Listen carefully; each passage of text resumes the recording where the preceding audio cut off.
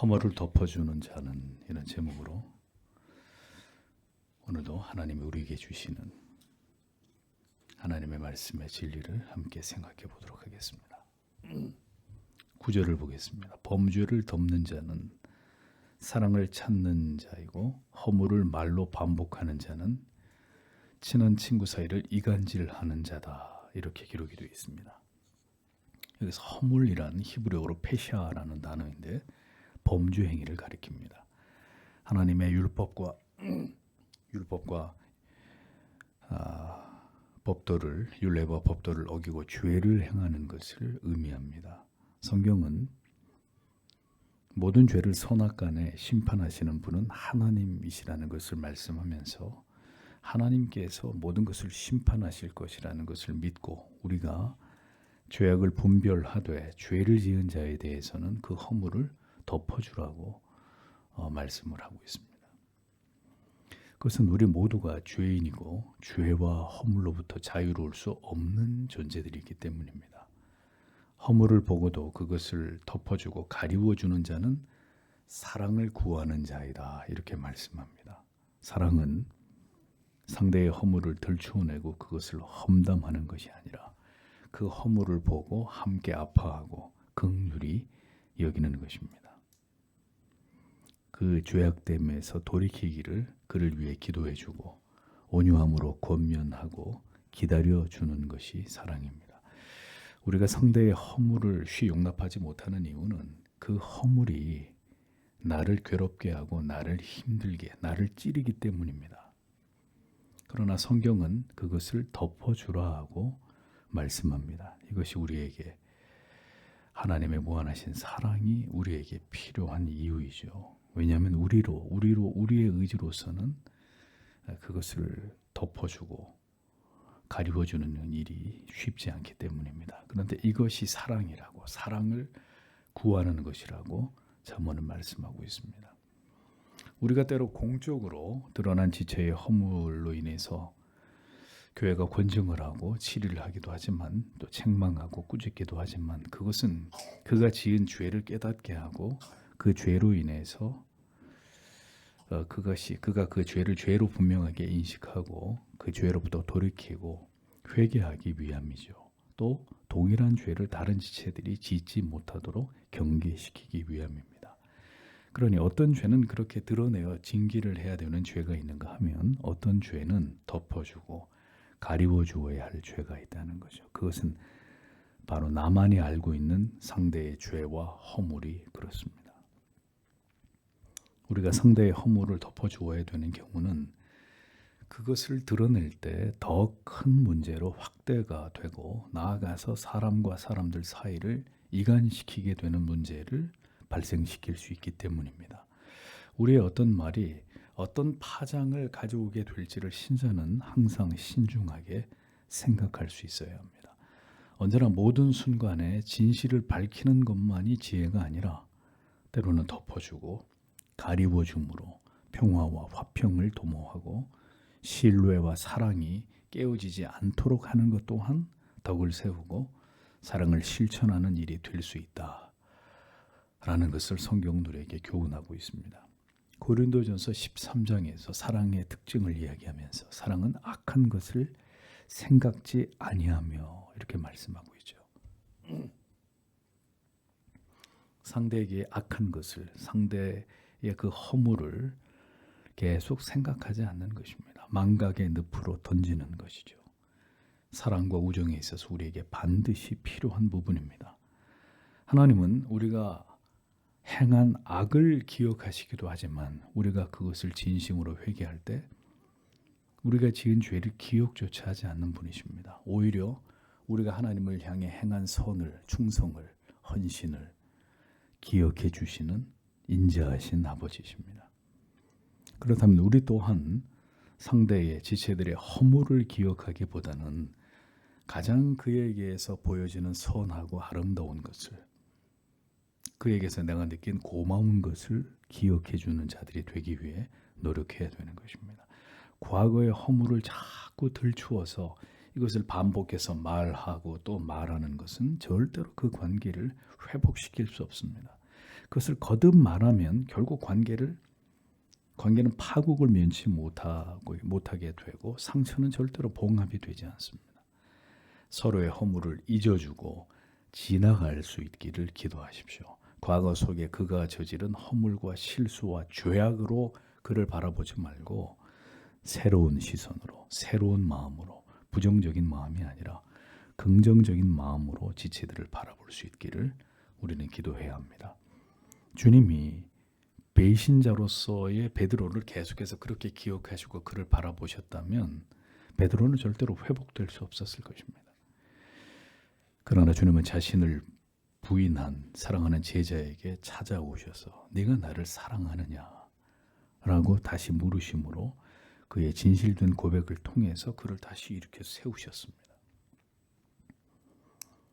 그러므로 과거에 지나간 허물로 그 사람을 바라보지 마십시오. 그를 새롭게 하실 하나님을 바라봄으로 그를 새로운 관점으로 바라볼 수 있게 되기를 우리는 기도해야 합니다. 마가의 실수를 용납하고 그를 다시 동역자로 받아들인 바울을 우리는 기억해야 합니다. 기회를 주면 그는 반드시 돌아올 것입니다. 그가 하나님의 사람이라면 나를 돌이키신 하나님께서 그 사람도 돌이키게 하실 것이라는 것을 우리는 믿어야 합니다. 그러므로 허물을 거듭 말하지 마십시오.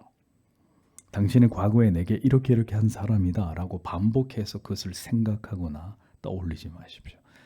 그것은 관계를 더 이간시키고 멀어지게 하는 일이 될 뿐입니다. 신자는 언제나 우리 안에서 새 일을 행하실 하나님을 신뢰하고 그렇게 되어지기를 기도해 주는 사람들이 되어야 합니다.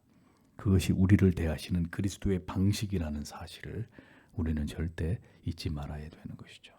10절을 보겠습니다. 깨닫는 자를 꾸짖어 낙심하게 하는 것이 어리석은 자를 100번 때리는 것보다 낫다. 이렇게 자문이 말씀을 합니다. 혹은 어리석은 자를 100대 때리는 것보다 분별하는 자에게 꾸짖는 것이 더 박힌다. 이런 번역들이 기록이 되어 있습니다. 청명한 자라고 번역된 원문의 의미는 분별력 있는 사람, 잘 이해하고 깨닫는 사람을 가리킵니다. 깊이 박히다라는 말의 의미는 효과가 강력하다 그런 뜻입니다. 그러니까 하나님을 경외하고 진리를 사랑하는 분별력 있고 잘 깨닫는 사람은 한두 마디의 꾸짖음을 통해서도 즉시 그를 돌이키게 할 수 있고 그 자신을 교정시킬 수 있지만 하나님을 경외하지 않습니다. 진리에 대해서 멀리 떨어져 있고 무지한 사람입니다. 그렇게 영혼이 미련한 자, 어리석은 자는 매를 100대를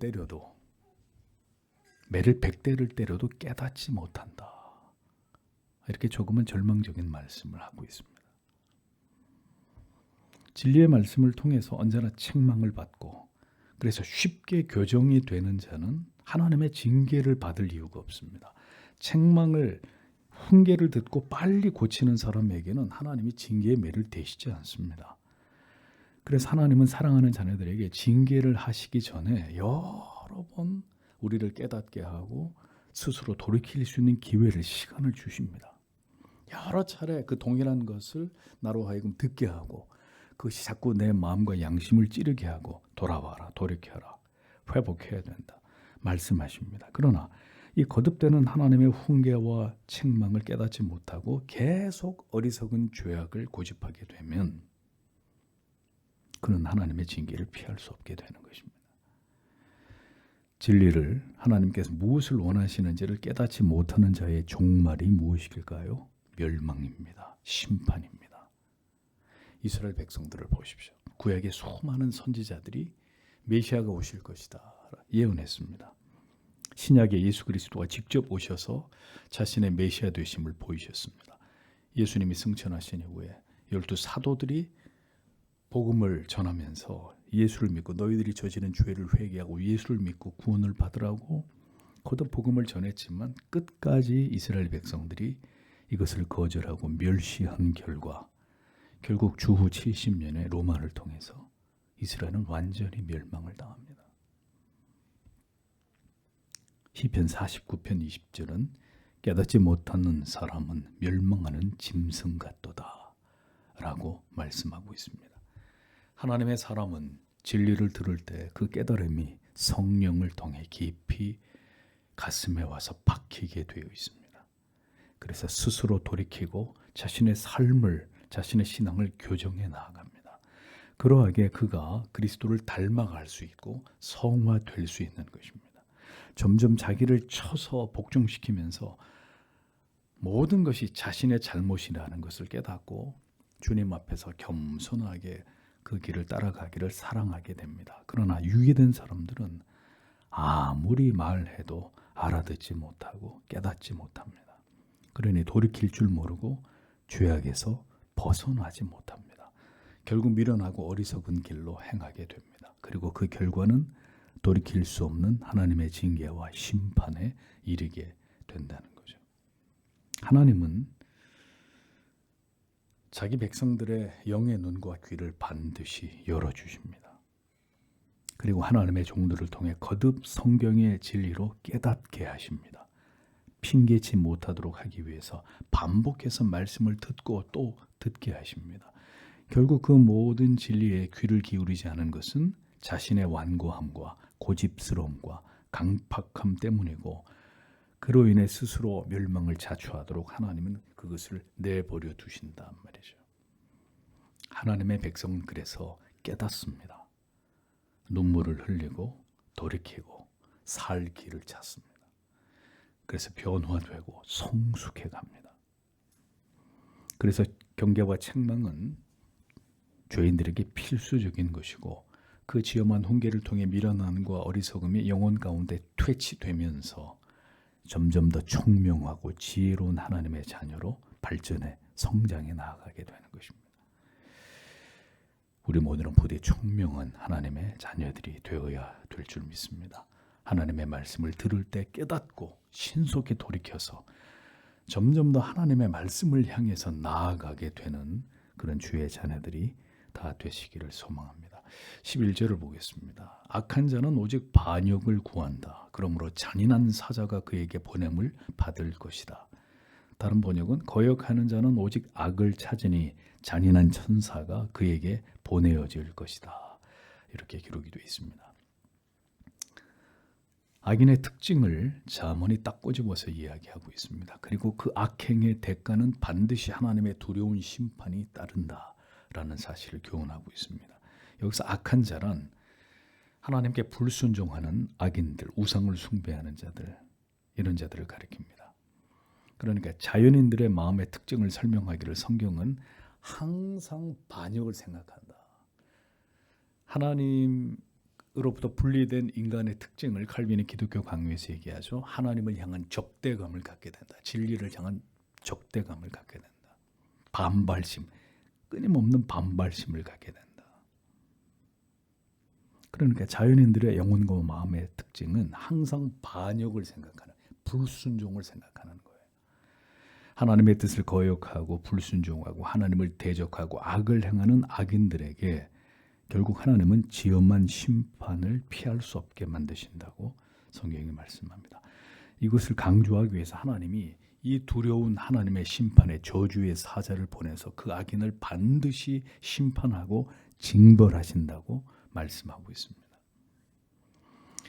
어렵지 않게 알 수 있습니다. 하나님의 사람과 그렇지 않은 자의 차이는 순종하느냐 반역하느냐를 통해서 드러나는 것입니다. 하나님의 사람은 결국 순종의 길을 갑니다. 하나님의 뜻에 굴복당하고 복종하게 됩니다. 악인은 언제나 반기를 들고 자기 고집대로, 자기 방식대로 하나님의 세우신 모든 권위와 질서를 부정합니다. 하나님의 통치를 거부하고 언제나 하나님이 말씀하시는 그 반대 방향으로 향하죠. 그래서 하나님은 그런 자들에게 그의 사자를 보내어서 그들에게 지엄한 심판을 행하시는 분이라고 성경은 말씀하고 있는 겁니다. 전도서 8장 11절에서 13절은 이렇게 말씀하고 있습니다. 악한 일의 징벌이 속히 실행되지 않으므로 인생들이 악을 행하기에 마음이 담대하도다.